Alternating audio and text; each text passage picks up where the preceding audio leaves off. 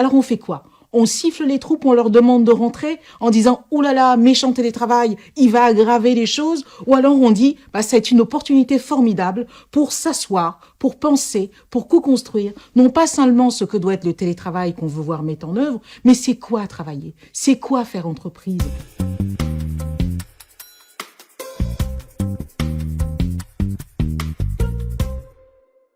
Ça tourne partout. Allons-y.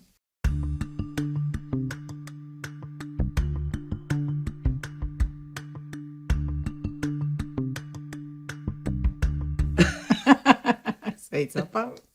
Un bon nombre de gens sont, dans un premier temps, très contents de télétravailler. On est tranquille, on se concentre mieux. Mais ce qu'il apparaît au fur et à mesure, c'est que un isolement commence à sourdre dans le domicile privé. On se sent loin de tout, on se sent loin de la réalité.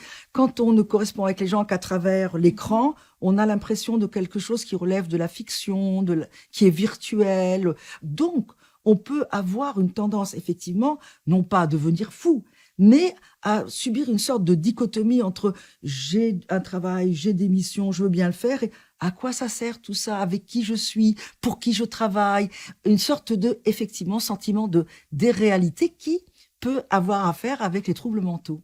Je partage. Mais ce n'est pas à mettre sur le dos du télétravail. Les risques psychosociaux existaient déjà quand on était dans les locaux de l'entreprise. Et ils ont continué, ils se sont aggravés du fait de la crise sanitaire, du fait d'un télétravail pour lequel on n'a pas été formé ni accompagné. J'aime toujours faire cette comparaison du télétravail avec un pharmacon, qui signifie tout simplement que c'est à la fois le remède et le poison.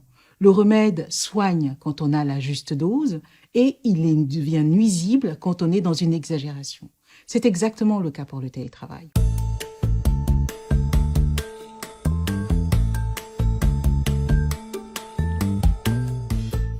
Eh ben oui, d'accord. Culture du présentéisme, c'est quoi? C'est à cause de quoi? Une des raisons, c'est l'absence de confiance. Alors parce qu'on n'a pas confiance, on préfère avoir un œil sur ses troupes et les garder comme ça un peu sous la main. En télétravail, oui, on a son manager sur le dos. On a les méfaits du micromanagement. On a même vu certaines entreprises qui installaient des logiciels espions pour surveiller les heures d'arrivée, etc., etc. Est-ce que c'est le télétravail qui est responsable de ça? Non. C'est à cette entreprise, c'est vers elle qu'il faudrait se tourner et lui demander ce qu'elle a fait de ses valeurs, de ses principes, de tout ce qu'elle prétend incarner. En réalité, on ne peut pas envisager le télétravail en dehors de la réalité capitaliste et managériale dans laquelle nous nous trouvons. Ce qui se passe sur le lieu de travail, il n'y a pas de raison pour que ça ne se déroule pas de la même manière, je dirais en tant que pression, en tant que contrôle, en tant que contrainte sur le télétravail. Donc, on court le risque, si rien ne change en termes de rapport de force et de capacité des managements à intégrer les besoins des salariés, on court le risque de voir la capacité des salariés à essayer de peser sur le contenu de leur travail et les conditions de leur travail, s'amenuiser encore plus. Daniel, ce risque-là, on le courait déjà hier. Oui, mais il s'accroît. Il s'accroît, mais hier encore, avant cette crise sanitaire, l'humain n'était pas encore au cœur de l'entreprise. Ça n'a pas été le cas quand on était dans les locaux de l'entreprise. Et oui, ce n'est pas le cas quand le salarié n'est pas dans les locaux de l'entreprise. Alors on fait quoi? On siffle les troupes, on leur demande de rentrer en disant « Ouh là là, méchant télétravail, il va aggraver les choses » ou alors on dit « C'est une opportunité formidable pour s'asseoir, pour penser, pour co-construire, non pas seulement ce que doit être le télétravail qu'on veut voir mettre en œuvre, mais c'est quoi travailler, c'est quoi faire entreprise ?» J'ai peur que ce soit le contraire, c'est-à-dire que si les gens sont dans cette logique d'atomisation, d'individualisation, de personnalisation, j'ai bien peur justement que la perception des enjeux sociétaux fondamentaux, la perception de ce qui est universel et de ce qui nous est en commun, soit relativisée dans ce cadre-là et qu'il est encore plus difficile de penser dans son coin ce que pourrait être un autre travail. Vous savez comment ça a émergé déjà, ce qui se produit auprès d'un nombre de jeunes qui sont en télétravail. Ils repensent effectivement. Quelle est leur pensée? Il faut que je sorte de ce monde du travail salarial. Il est trop pourri. Ils envisagent d'aller travailler dans des ONG, dans l'humanitaire, où ça n'est pas nécessairement mieux, le travail est organisé de la même manière, malheureusement. Donc, je pense que si l'on veut véritablement que se mobilise une intelligence collective capable de se représenter le travail comme un enjeu de société, ce qu'il est fondamentalement, et de penser différemment la manière de l'organiser, la manière donc de produire, de consommer, il faut deux choses. Il faut d'abord réactiver les collectifs de travailleurs. Et deuxièmement, il faut faire sauter un verrou fondamental qui est le lien de subordination inscrit dans le cadre du salariat et qui empêche chacun de se permettre légitimement d'exercer son esprit critique sur la manière dont on lui impose le travail.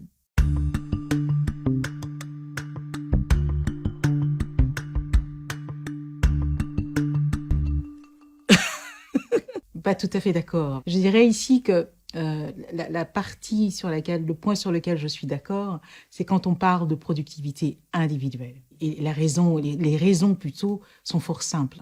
Je n'ai plus de temps de trajet. Je ne suis plus dans cet open space bruyant. Parce que je suis à distance, mon manager a été obligé, bon gré mal gré, de m'accorder un peu de sa confiance. Alors oui, ça aide. Et les interruptions fort sympathiques des collègues, et pour prendre un café, et pour fumer une clope, etc., etc. Donc forcément, pour toutes ces raisons-là, la productivité individuelle est au rendez-vous. Et ben, le risque finalement n'est pas que le télétravailleur ne fasse rien, mais c'est qu'il en fasse un peu trop. Et ça a ravi évidemment les directions qui ont dit « Oh, mais c'est formidable, on peut leur faire confiance ». Qu'est-ce que font la plupart des salariés? C'est qu'ils intériorisent le fait qu'ils doivent être reconnaissants à leur direction de ces témoignages de confiance, et donc ils en rajoutent. Vous savez, ils sont plus royalistes que le roi.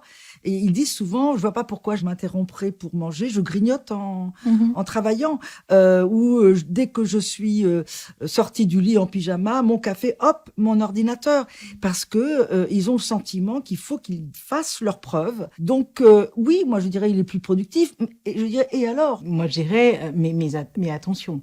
Attention à sa qualité de vie, attention à sa santé, attention au fameux droit de déconnexion qui devrait, selon moi, être un peu un devoir dans certains cas. Attention à tout cela.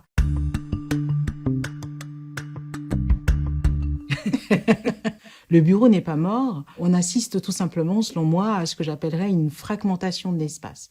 Désormais, le bureau, ce n'est plus seulement dans les locaux de l'entreprise. Ça peut être chez soi, ça peut être dans un tiers-lieu, ça peut être dans un espace de coworking. Je suis convaincue de la même chose. De plus en plus, des directions d'entreprise se rendent compte que pendant la période de confinement, il leur manquait des lieux de brainstorming où les gens émettent des idées, les confrontent, ce qui n'est pas possible en visioconférence. La nécessité d'avoir des lieux où l'on puisse se retrouver pour penser ensemble, pour échanger, pour se confronter au sujet du travail quand on est salarié de cette entreprise, c'est indispensable. C'est comme si on imaginait une entreprise qui n'est que des intérimaires en permanence, c'est-à-dire des gens qui viennent une semaine, ça n'est pas pensable. Il faut un peu de stabilité, il faut un peu de continuité, il faut du collectif. Le télétravail, aujourd'hui, il apparaît que c'est clairement un critère à la fois de fidélisation des collaborateurs, ceux qui sont déjà à bord, et d'attractivité par rapport à ceux qu'on n'a pas. Toutes les entreprises qui diront, je pense,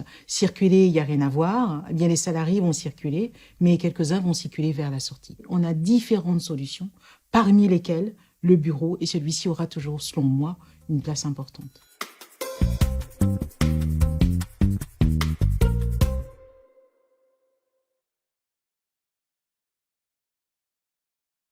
Alors on fait quoi ? On siffle les troupes, on leur demande de rentrer en disant « Ouh là là, méchant télétravail, il va aggraver les choses ». Ou alors on dit « C'est une opportunité formidable pour s'asseoir, pour penser, pour co-construire, non pas seulement ce que doit être le télétravail qu'on veut voir mettre en œuvre, mais c'est quoi travailler, c'est quoi faire entreprise ».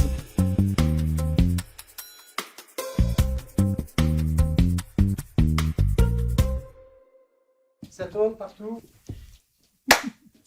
Allons-y.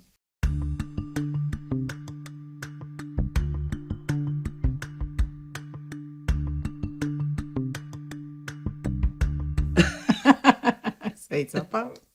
Un bon nombre de gens sont, dans un premier temps, très contents de télétravailler. On est tranquille, on se concentre mieux. Mais ce qu'il apparaît au fur et à mesure, c'est que un isolement commence à sourdre dans le domicile privé. On se sent loin de tout, on se sent loin de la réalité.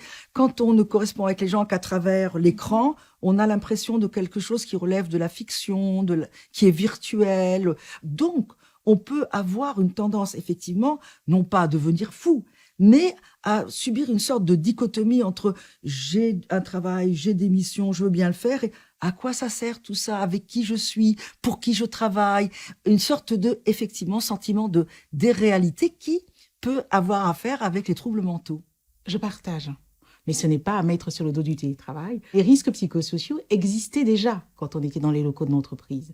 Et ils ont continué, ils se sont aggravés du fait de la crise sanitaire, du fait d'un télétravail pour lequel on n'a pas été formé ni accompagné. J'aime toujours faire cette comparaison du télétravail avec un pharmacon, qui signifie tout simplement que c'est à la fois le remède et le poison. Le remède soigne quand on a la juste dose et il devient nuisible quand on est dans une exagération. C'est exactement le cas pour le télétravail.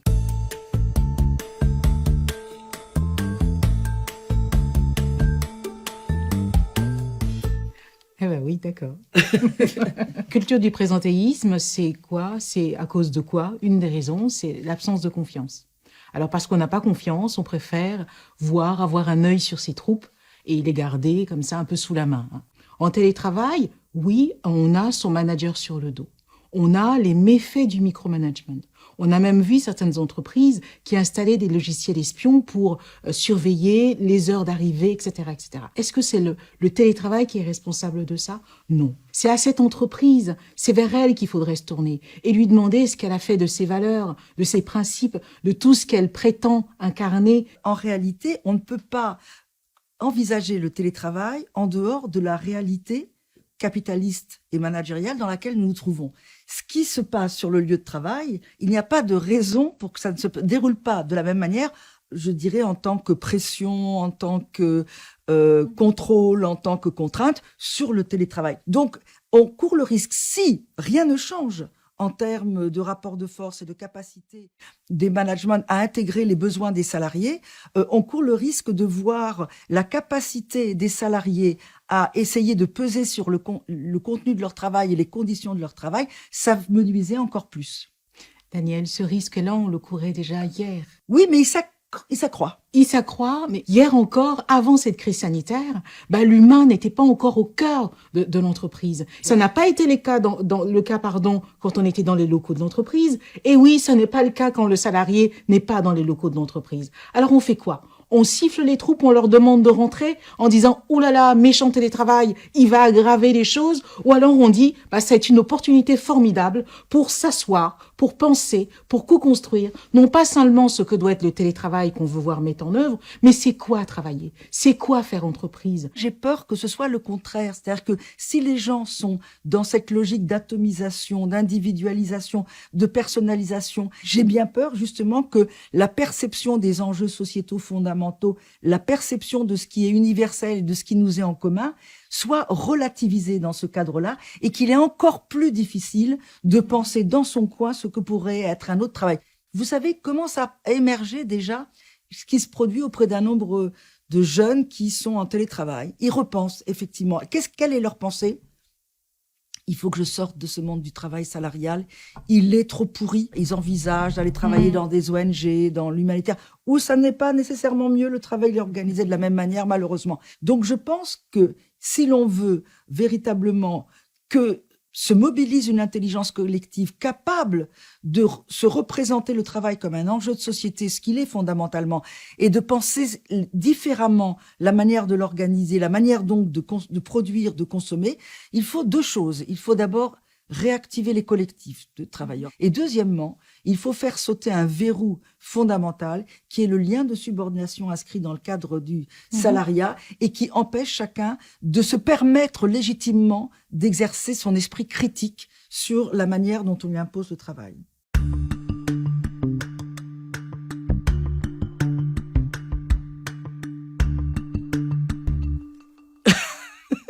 Pas tout à fait d'accord. Je dirais ici que la partie le point sur lequel je suis d'accord, c'est quand on parle de productivité individuelle. Et les raisons plutôt sont fort simples.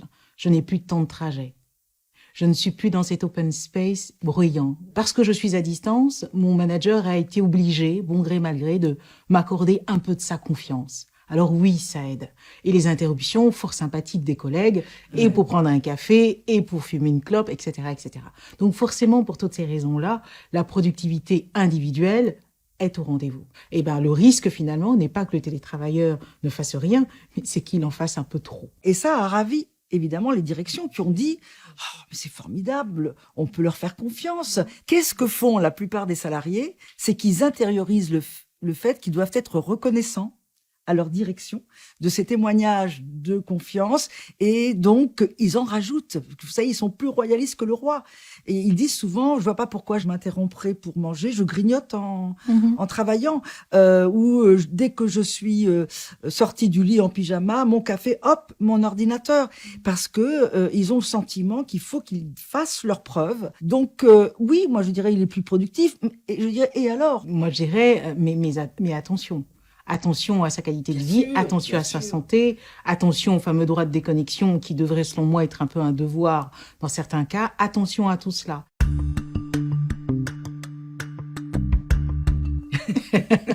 Le bureau n'est pas mort. On assiste tout simplement, selon moi, à ce que j'appellerais une fragmentation de l'espace. Désormais, le bureau, ce n'est plus seulement dans les locaux de l'entreprise. Ça peut être chez soi, ça peut être dans un tiers-lieu, ça peut être dans un espace de coworking. Je suis convaincue de la même chose. De plus en plus, des directions d'entreprise se rendent compte que pendant la période de confinement, il leur manquait des lieux de brainstorming où les gens émettent des idées, les confrontent, ce qui n'est pas possible en visioconférence. La nécessité d'avoir des lieux où l'on puisse se retrouver pour penser ensemble, pour échanger, pour se confronter au sujet du travail quand on est salarié de cette entreprise, c'est indispensable. C'est comme si on imaginait une entreprise qui n'est que des intérimaires en permanence, c'est-à-dire des gens qui viennent une semaine, ça n'est pas pensable. Il faut un peu de stabilité, il faut un peu de continuité, il faut du collectif. Le télétravail, aujourd'hui, il apparaît que c'est clairement un critère à la fois de fidélisation des collaborateurs, ceux qui sont déjà à bord, et d'attractivité par rapport à ceux qu'on n'a pas. Toutes les entreprises qui diront, je pense, circuler, il n'y a rien à voir, eh bien les salariés vont circuler, mais quelques-uns vont circuler vers la sortie. On a différentes solutions, parmi lesquelles le bureau, et celui-ci aura toujours, selon moi, une place importante.